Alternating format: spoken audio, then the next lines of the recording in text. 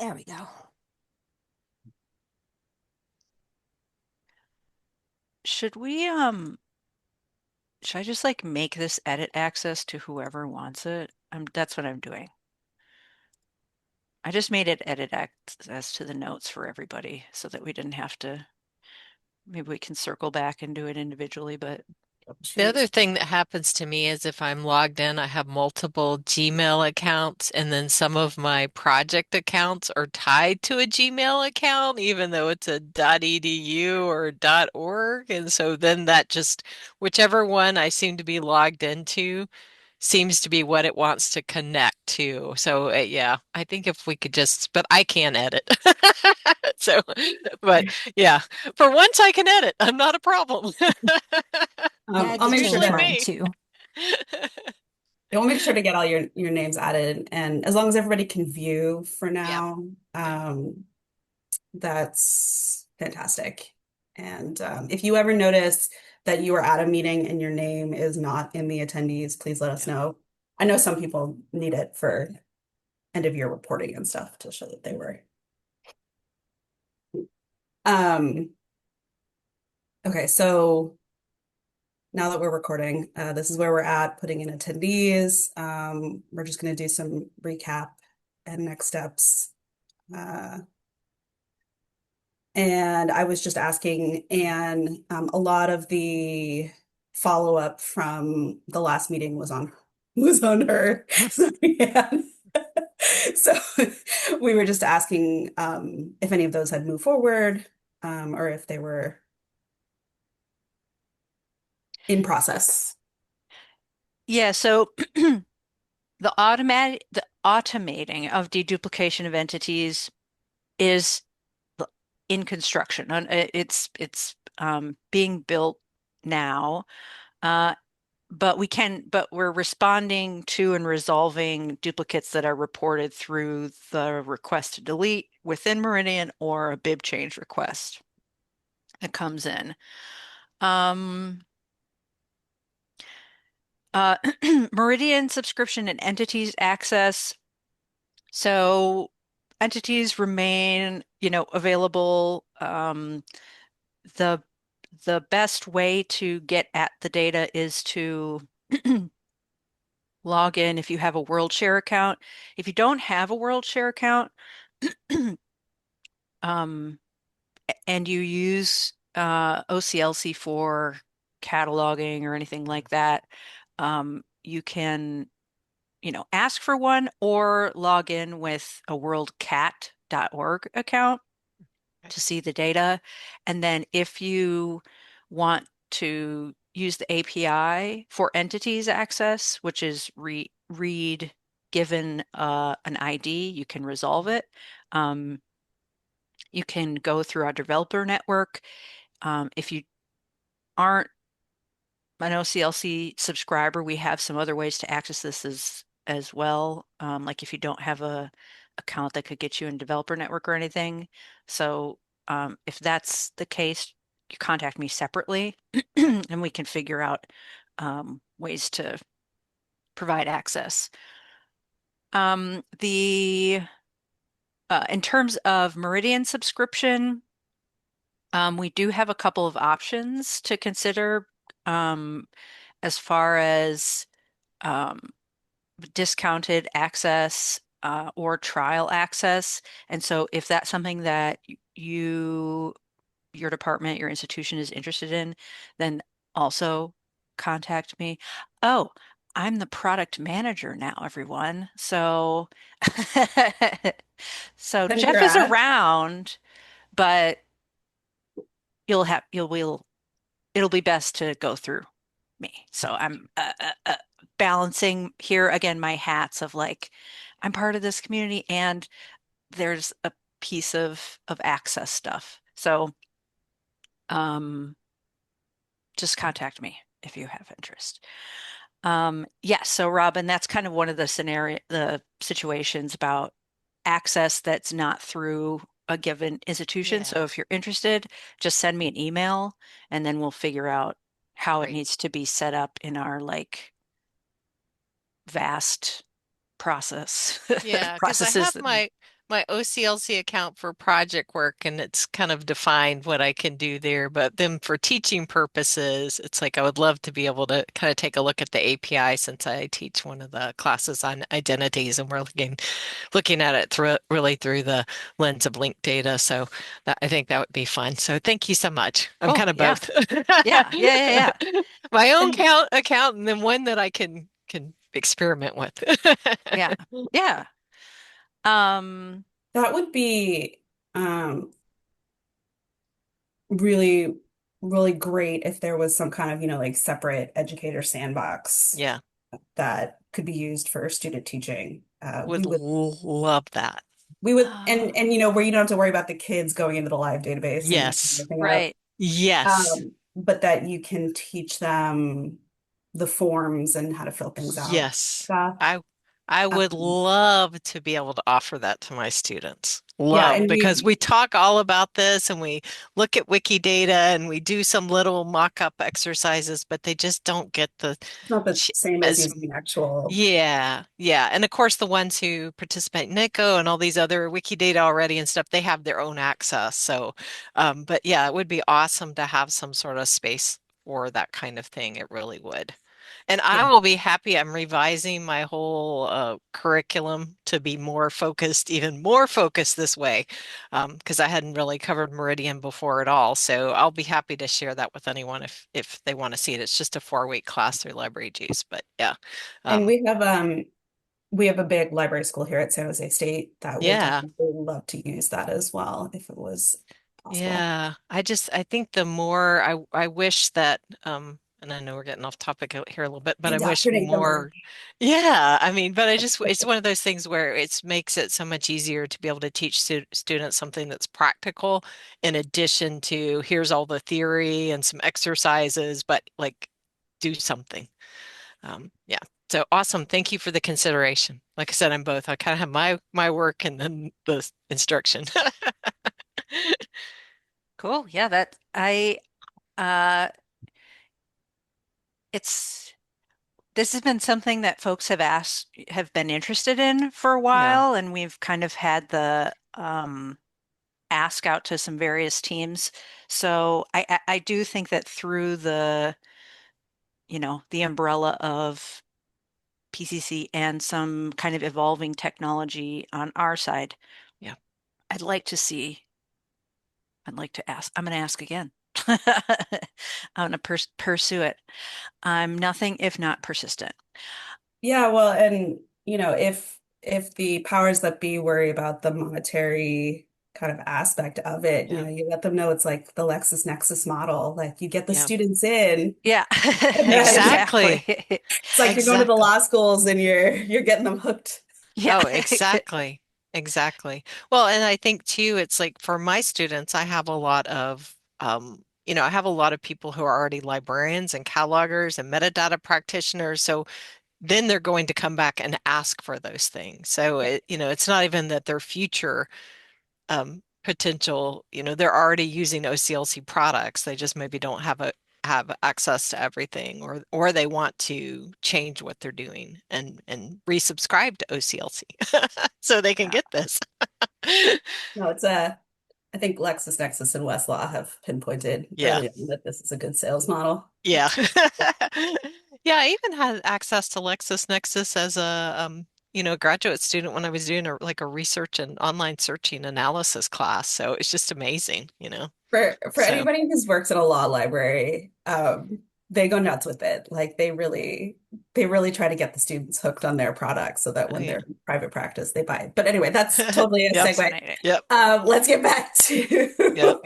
to methods for batch uploading. Where are we at on that? So we do have, as part of the Meridian APIs, there's a create endpoint. And so actually when Emily and um, your team worked with us on kind of piloting this, uh, we took some data, created a script that then automated, creating what the API is looking for. And so I'd like to see if there's a way that we could kind of create a recipe or something for that um, at least in the nearest term.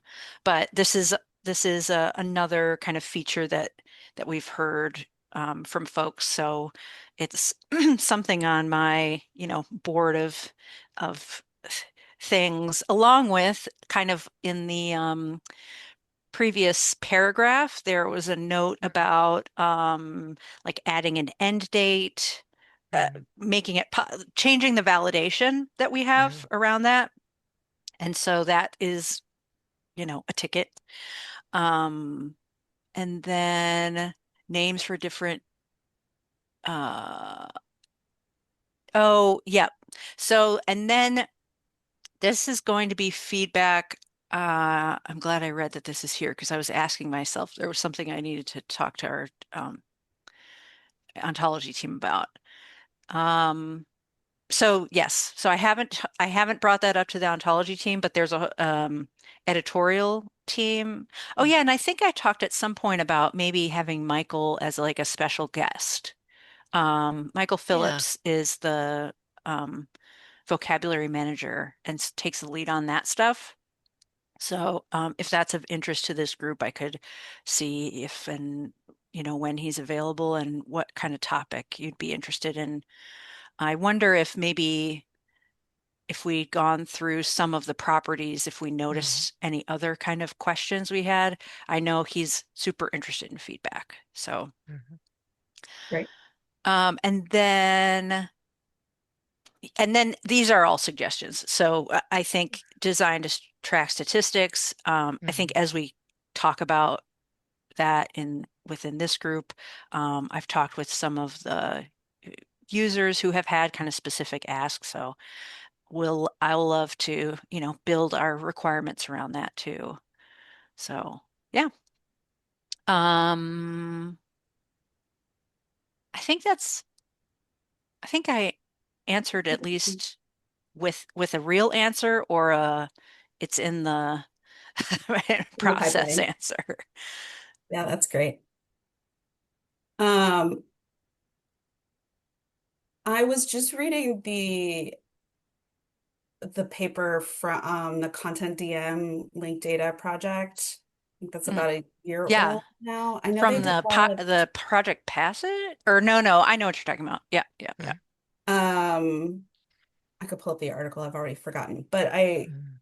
the one of the things that I was wondering about after reading that, and it's sort of related to this create a batch upload Mhm. process, Mhm. um, that whether any of what they developed for that content DM project will be adaptable for batch loading from Ooh. um, other databases. Because Yeah, that's yeah. I would imagine the content DM team is looking to work with other outside that pilot project to get entities in from other content DM sites. Is that accurate? Yeah, so they're working on that enhancement new I don't know how they talk about it um in anyway, the I content should DM pull up the folks are in article. the same division as me or like the same area, but I don't know everything that's going on in the project is all that is to say, but I do know that they are the the model is becoming like more linked data friendly. And so there's some kind of natural opportunities for um, creating WorldCat entities. And with the move into the system, we know that there will be some need or opportunity for like existing vocabularies that folks have in Content DM and doing that. So I think you're right on. And more and more as they're getting into the implementation phase here, that we're seeing what the data looks like, and so what kinds of things that we'll need to consider. But something that I am really interested in is making the batch loading easier because, yes, cool, we have an API that can do it, but maybe just a CSV, like I'm looking for a maybe something uh, that we could do there. And I think that as I think this group can identify some interesting match points, but as we also think about automatic deduplication, that'll be super important to any batch process. Um, Again, right now, it's pr identifying a duplicate is too simple of logic, I would say, to really um, have a high confidence in, deduping batches. But we are very interested in, we'll be working on that because I think a lot of folks have sort of a backlog of stuff that they had been working on. And then if they want to come over into WorldCat entity land, we need to have a way. So thank you.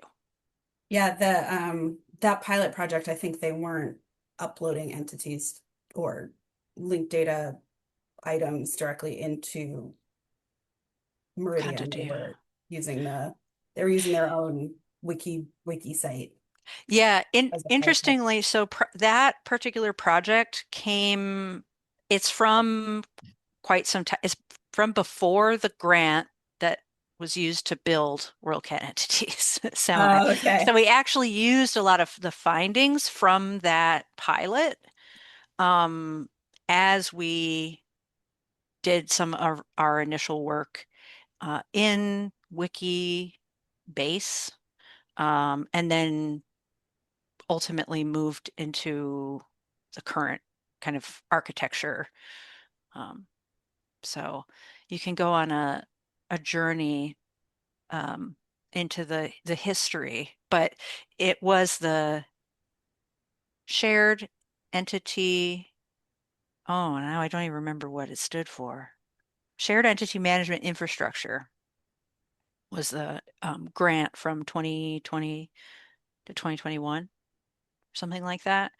Um, that we, worked on kind of half and half OCLC plus grant. And that kind of came after the pilot. So again, we don't have to go into it, but that's the archaeology of where we are today. So out of that grant came WorldCat entities and Meridian. Got it. So Got if it. Okay, that's so if you helpful. see stuff about that in like past LD4s and stuff, that's might be where some of this information is again, just for those to give the history. But we'll stop talking about this now. Yeah. No, that's helpful. Because I think a lot of us are probably familiar with Content DM and how Yeah. that architecture works. And so understanding that a lot of how of the architecture of Meridian is based on those types. Oh, it was based more on the because this Content DM work involved Wikibase. Right. And so that's actually the start. So Content DM is its own infrastructure. Right, right, right. Own infrastructure, own So project. But I yes. imagine as we talk about any kind of bulk migration work, we're looking at Yeah. like, are we taking it from Content DM or from our own DAM Yeah. Yep, system exactly. or What can we get from, yeah, like an IR, all kinds of stuff, all kinds of stuff. exactly, Yeah. exactly. So just knowing that those are in OCLC's brain kind of linked, I think will be helpful for us in the future for anybody who's looking at doing bulk copyovers or bulk additions from their data Yeah. system. And if anyone has a particular system or set of data or something that I don't know, you're have a burning desire to like, you know, look at a mapping or things like that. Again, reach out because that we want to get things kind of like integrated. Again, reuse work that has already been done. And the more examples of the types of data or the systems that someone would use to generate the data is super helpful. And then I have, so Dominique, you asked, how long does it take a name authority file record to make it to Meridian? So that process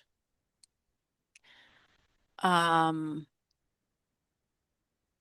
given that, that's a good question because I would have to know basically once it's in id.loc, they have an activity stream of things that are added and we grab from that activity stream. So that is kind of the step at which it will make its way around.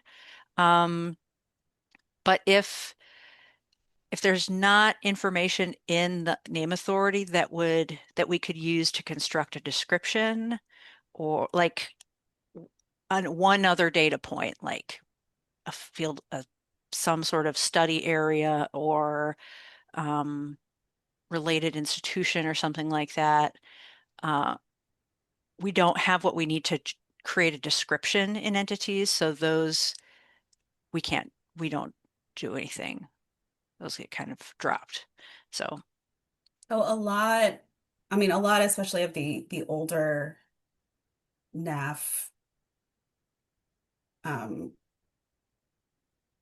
NAF entries are, just the person's name and the title of the book it came from.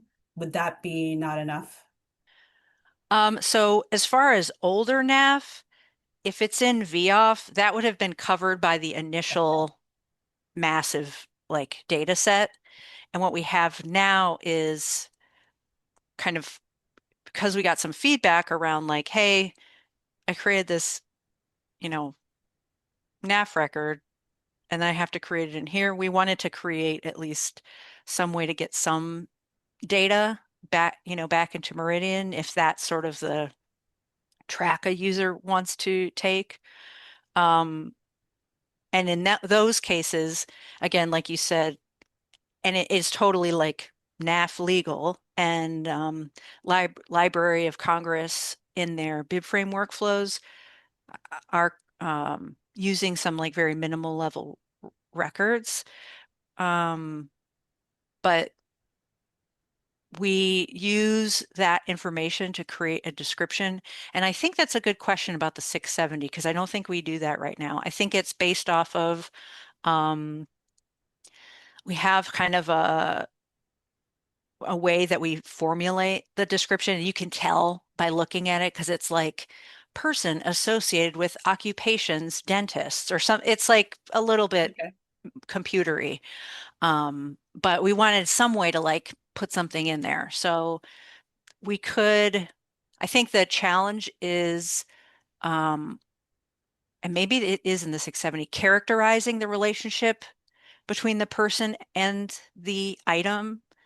And so I don't know if when it comes to this bulk work, Yeah. if there's not that level of specificity in the source data, it's really hard to be like, are they always going to be the creator? Are they always going to be the subject?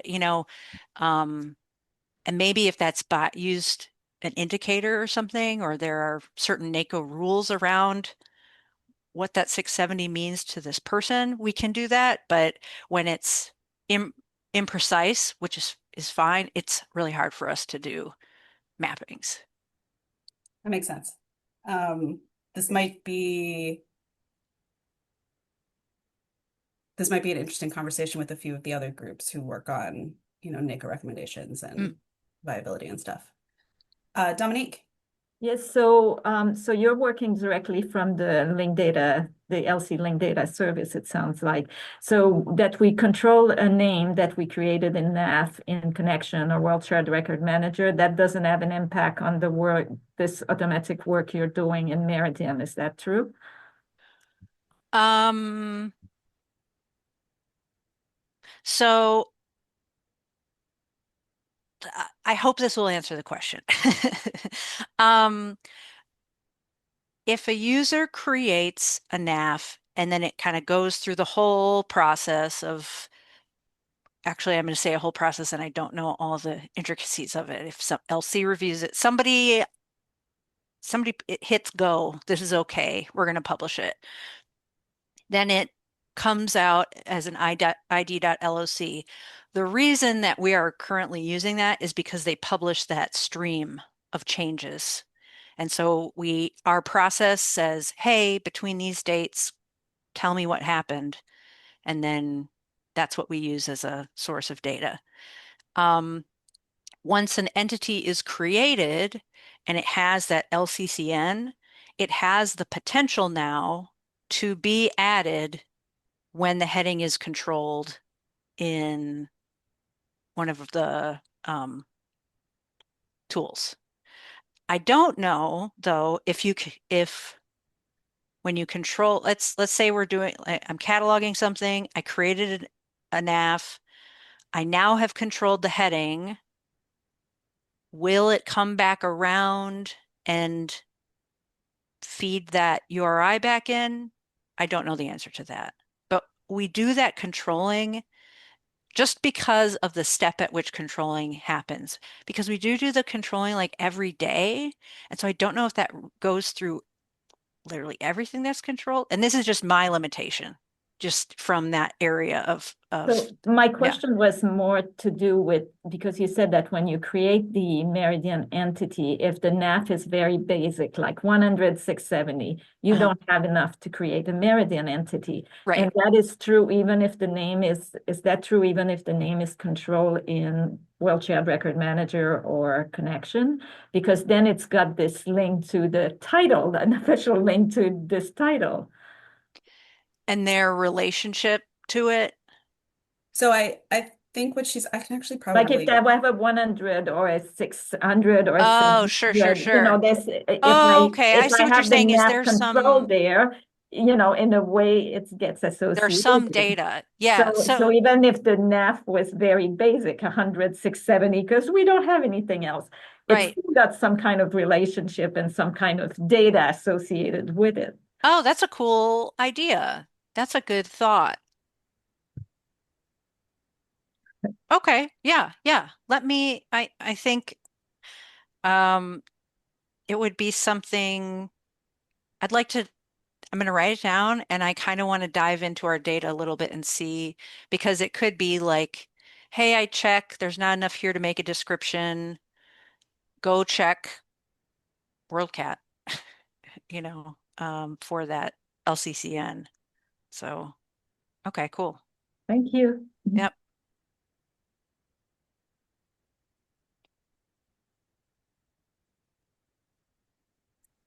And I also have a question. Uh-huh. Um, Sometimes because we're allowed to just do basic records, Uh-huh. I will not add the extra information, but I do include it in the 670 where you have the title. So you can put like say that the author is, a professor or something else. So that is included in that 670, but it's just not included in those additional fields. Yeah. Um, and I don't know. So then it's not being captured, I guess, by Meridian because of that fact, from the sounds of it.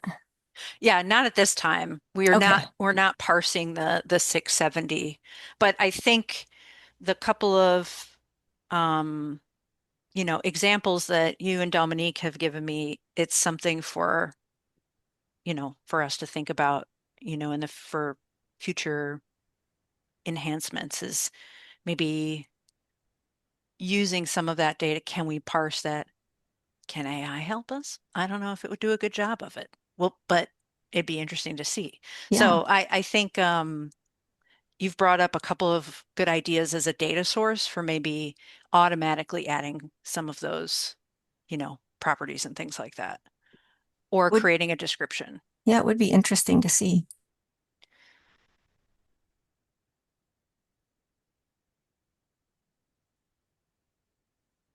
Oh, this is great.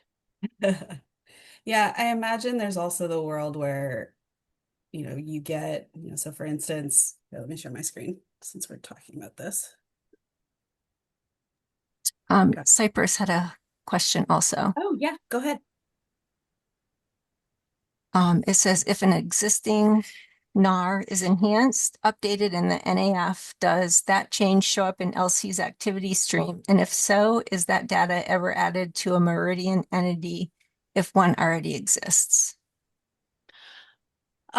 So No, changes do not flow through into the entity's data set. So we establish the entity through the activity stream, but we don't have updates really coming in from different data sources. So one thing that we're doing is looking to see if there's some limited information that could be useful to have from VOF, like say a VOF identifier, a different identifier gets added via VOF, having that identifier added in, and then potentially like, if some dates we could get, like, if a death date happens, could we do that? But we want to be super intentional about what data points are would be synchronized, because we've sort of seen that there are challenges with that. But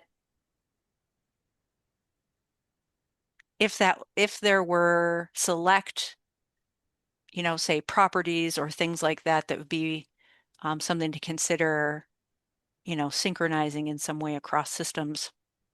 I'm definitely open to it, but we do see it as like it's a data set, and we don't want the main thing is we don't want updates from other systems necessary to overwrite things that people have like intentionally put in. So if someone has deliberately not included, I don't know, a birth date or something like that, but a birth date could come in from Wikidata, or a birth date could come in from LC. This is not a great example because we have a process where we could like lock an entity, but it's a similar concept of like, am I going to overwrite what the person did? So that's the basis by which we're kind of making these decisions from. Oh,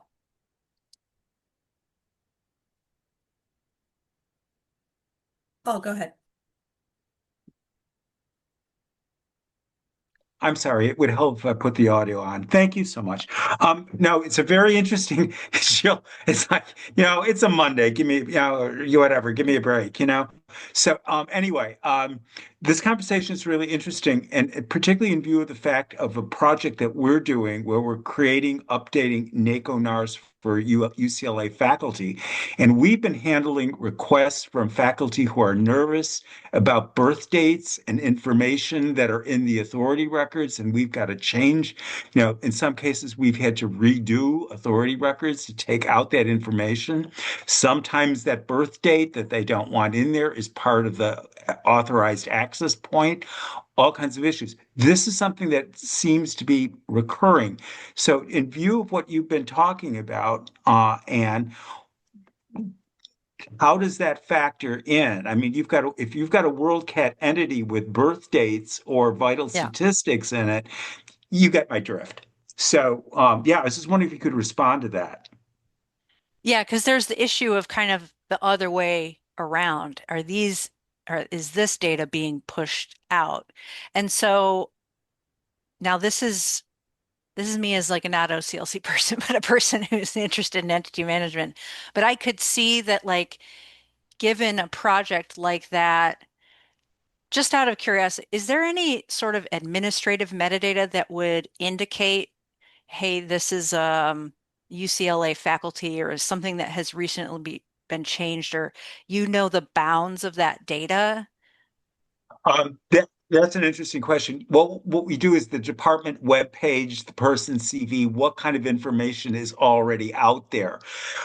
If the dates aren't there, that doesn't pose much of a problem.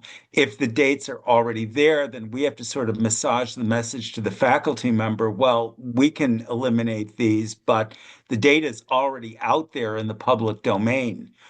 Um, am I explaining that correctly? Does that Yeah, I that's was that clear? wondering, when you change a NACO record, like a NAR, Yeah. is there anything administrative metadata wise that shows that your team or the institution made a change to it? I just, how in a bib record, there's like, the symbol or something like that. And I'm just wondering if there's something similar. And actually, I should just ask the people in that department. Yeah, I, not to my knowledge. no. Okay. The other thing is, of course, in the NAR you have to add the information that this was Hmm. changed by faculty request or something, Yeah. Okay. information to that point. But not that I recall. And the question that you just asked, something administrative. Hmm. Yeah, I was just thinking It's like in partnership, like let's say a person's doing something at an Mhm. institution and it's like we've targeted these entities and we know that we've made the changes that Hmm. make, are part of this project. Is Mhm. there any way that we could indicate a subset of Hmm. NARs or something for synchronization or update or something was my only thought was just like Oh, if there was a way to describe the bounds of a given data set Yeah. or data or numbers identifiers inclusive of that, we could certainly selectively make changes. But again, this is just talking through like It's this question, right, right, which is It's right. really so interesting. interesting though, having worked with faculty and exactly that. It's like some of them have, very significant privacy concerns and other issues. But then if you update information or they don't want information published at all, then it's like it's such a hard thing to kind of figure out like how do we capture the data about this and provide access to this resource while at the same time making sure that we are doing what we can do. And I think this is one area, unfortunately, where the MARC format just doesn't capture as much about the data itself. It captures, all of this contextual data we put in and a little bit of the administrative and system data, but it just doesn't capture as much of like the history of changes or the ability to kind of set restriction controls on access of data as much as some Mhm. other data formats and platforms do. So I do kind of, Oh, I have worked in places where we have had to have really restrictive data where resources were only accessible and available to certain faculty who had certain credentials and I've worked with restricted government materials where, it's a whole different ball game, but it's just that piece of it seems like a lot of times it's at the system level versus at the data level. Yeah. So, that's the piece of it that I'm trying to think about like how would we do that in a MARC authority record, or how will we do that in any authority record? I mean, if there's not a field that talks about access or um, the history of that. so the purpose of linked open data is to be open, Yeah. right? Well, yeah. Uh-huh. Yeah. So I Uh-huh. think the Uh-huh. rule Yeah. there is if Mm. you don't Yeah. want it to be open, I Yeah. think Mm. True. Paul's team is doing the exact right thing. You put in a note that says, on user request, please don't put their birthday in here. Yeah. Yeah. Uh, Yeah. one thing that does strike me though, and I'd forgotten to mention this earlier, but obviously OCLC does track the history of the authority record. Hmm. Yeah. And even if you created if you had to, for those purposes, create a new authority record, you still have the history with the birth dates or whatever dates track being tracked um in OCLC. So how viewable is that information anyway? So I would assume, and maybe Anne can, get confirmation on this from their data histories people, but I would assume that because OCLC is a subscription-based access platform for the most part, aside from the point of linked open data being linked open, I would assume that Yeah. history is um, access only to subscribers. Okay. Yeah, thanks, Um, Jill. Thanks but for it would that. probably be Yeah. good to confirm that for people who are interested in the But I privacy part. I think it is an interesting question if you have like an institutional repository or a digital archive or whatever it is that you may have a mix of records, authority records and authority data that are you would need to restrict and you would want to publish. It's like, well, I think Anne's question about how do we get us to a subset of what can be published. I think that may be the right way to think about it too, is, these systems, especially when you start looking at systems that are more digital asset management oriented, is there a way that you can publish out subsets of information better to be able to capture just the ones that can be shared? But then when you can only share partial data, that becomes an even stickier situation, I think. It's so interesting, though. Well, I mean, a lot of this is, there.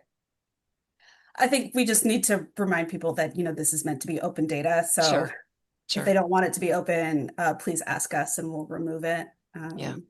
And then I think that would also be a good thing for maybe this group to look at wording Sure.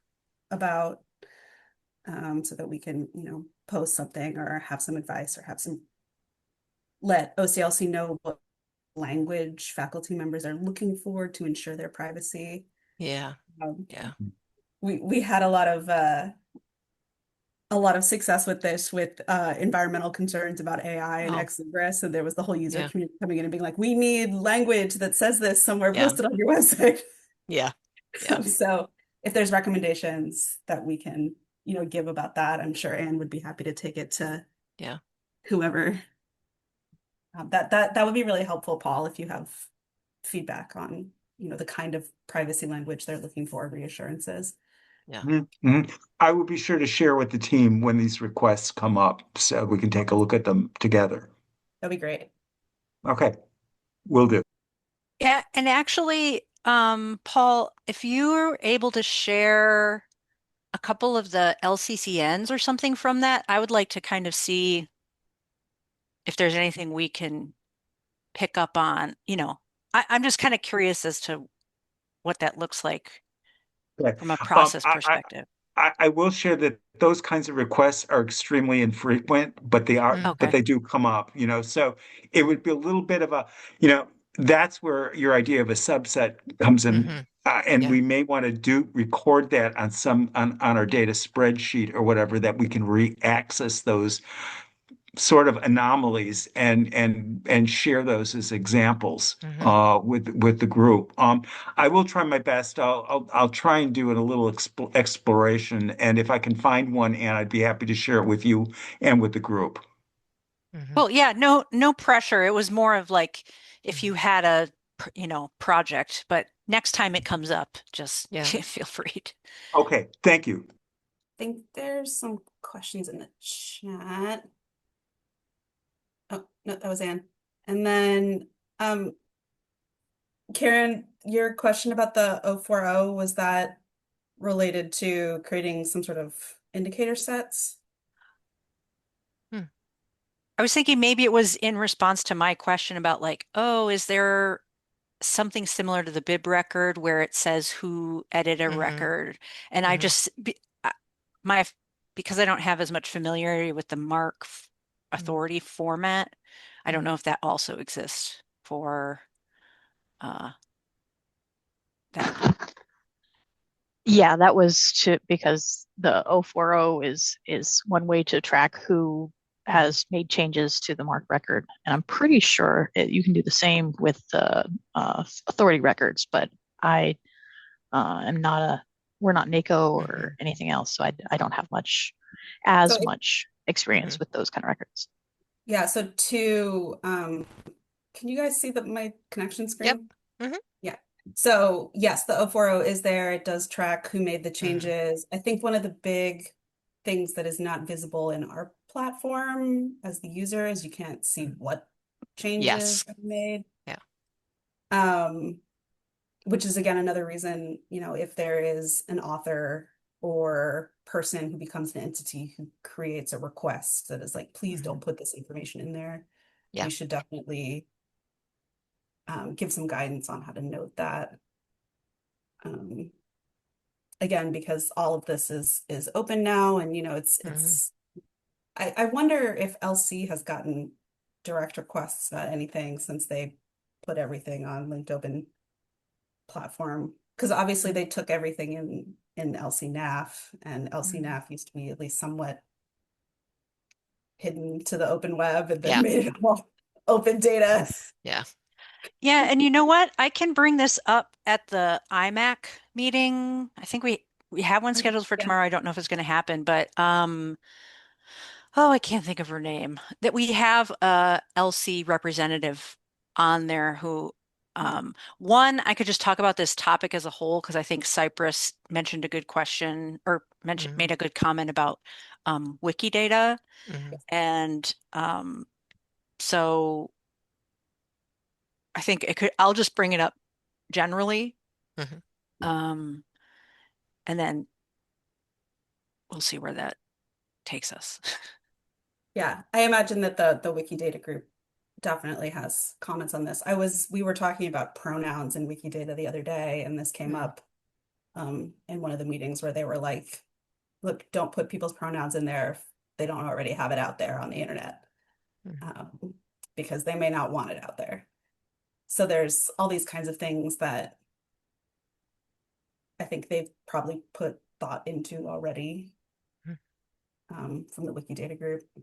Yeah, the Yeah, Wikidata guidelines they continue to evolve, but they're very thoughtful, I think, in terms of the decisions they're making. yeah, I think to Cypress's point, I am curious if that can be redacted from the entity edit history, Mhm. whether it should be, I think, that kind of thing. I I don't know if it Mm. is,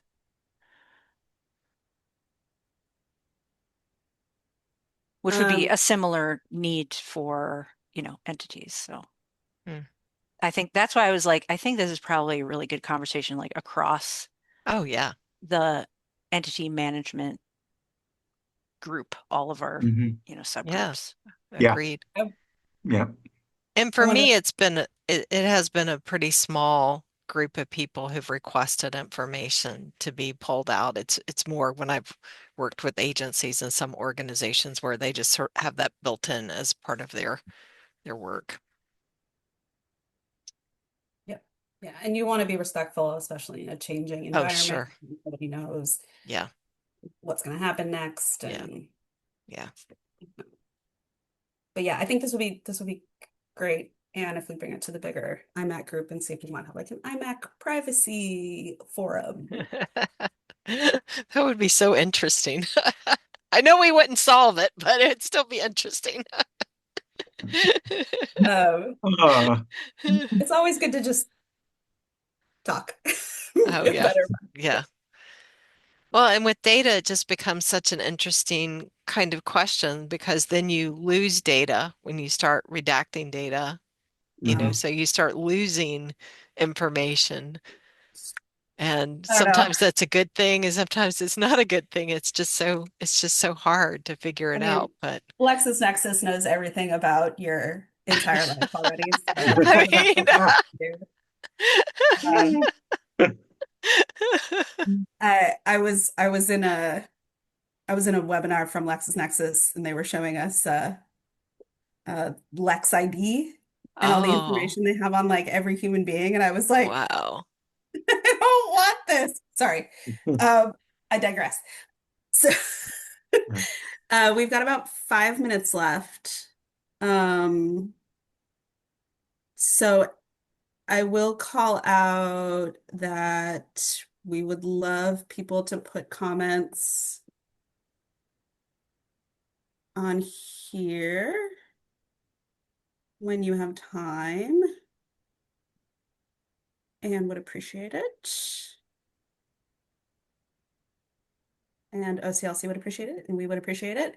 Just if you have any thoughts about the Oh, properties. great. You kept talking and then you muted yourself, Anne. Should we do, um, should we, just to make it targeted, would it be helpful Mhm. to like, let's pick person and we'll pick stuff in key information and significant dates? Or I don't know, would it be helpful to break it down into a focused area for like discussion at the next meeting or something?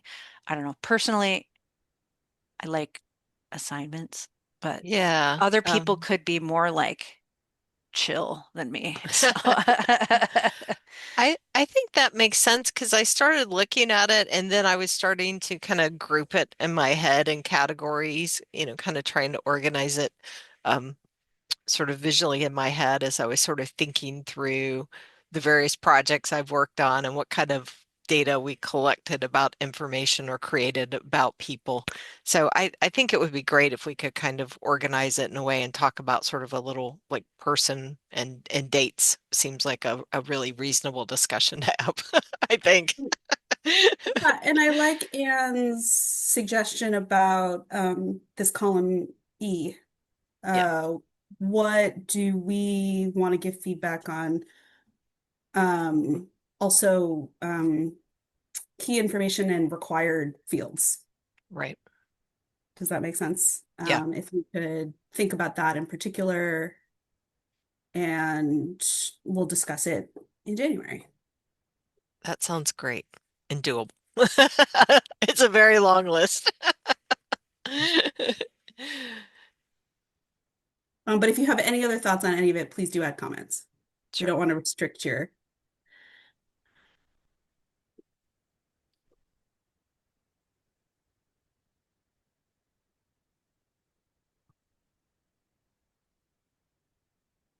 Any other thoughts, questions,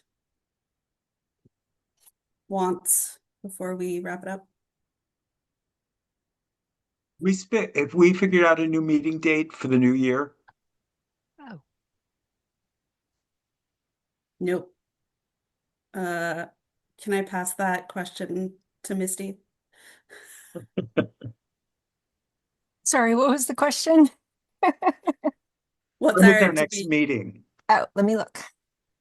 oh, I'm guessing, are we still planning on the 1, 2, 3? I think this was originally supposed to be like the fourth Monday. Yeah, the next one I have on my calendar is January 26th at Okay. 1 o'clock Eastern okay. time. Yeah. Okay. Thank you. Sure.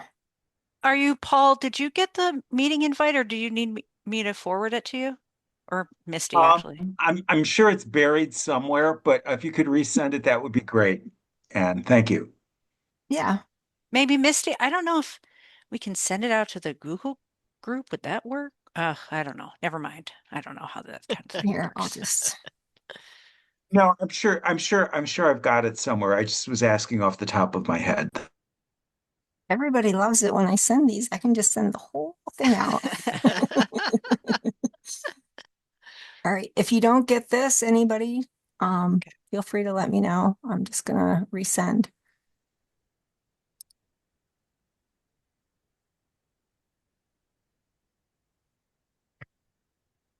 All right. Okay, thanks everybody. Yes, Thanks, thanks and everybody. those Bye. Wonderful those who get a holiday. break, enjoy a break. Yeah. Yes, have a nice Yes, Hopefully, holiday. definitely.